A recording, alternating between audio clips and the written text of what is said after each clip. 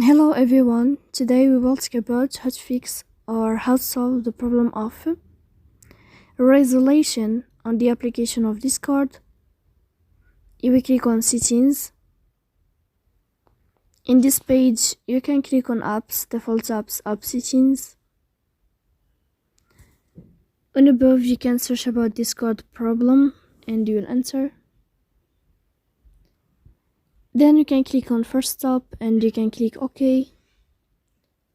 After that you'll enter to the window of storage. Here you can click clear cache.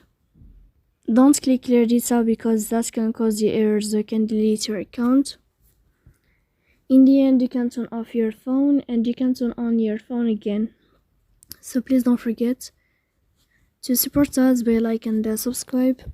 See you next time in another video and thank you for your attention.